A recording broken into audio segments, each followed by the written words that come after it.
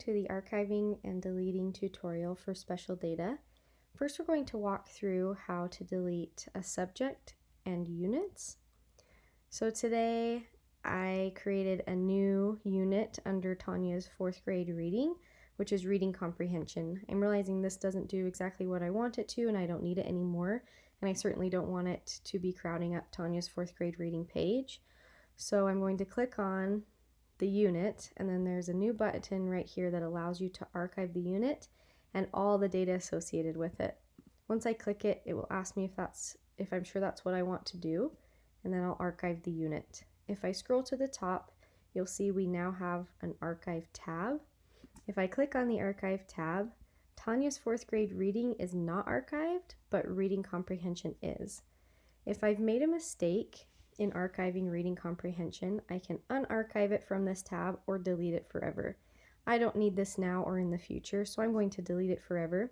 There's no data with it, so I don't need to worry that any data is going to get lost. But if there were data associated with it, all of the data would be deleted and we would not be able to get it back. If I want to delete an entire subject, the process is exactly the same. I click on the subject. Once again, click on the Archive Subject button.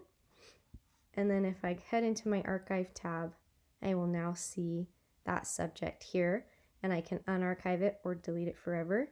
I can also just keep it in the archive if I need to access it later. If I need to move a student from a group that they are currently in, so in Reading 4 I have 6 students, but I'm realizing that Bethany is not in Reading 4, I actually need her in Reading 5.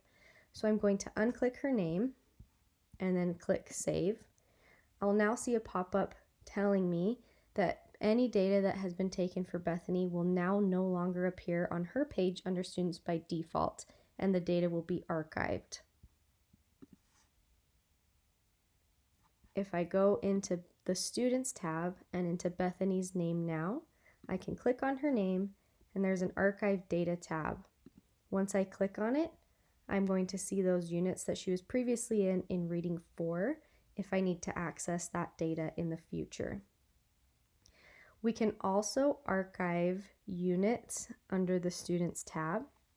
So for example, if I needed to archive this Dibbles data for Daniel, if he was no longer in this group, or if this was data from last year or last term that I just don't want showing up on Daniel's page, I'll click Dibbles data and go through the same process with this button. I can also delete scores from Daniel's page by clicking on the Edit Score button and this trash can. Once again, to see archived student data, click their name and archive data. Thank you so much for tuning in to the deleting and archiving tutorial for special data.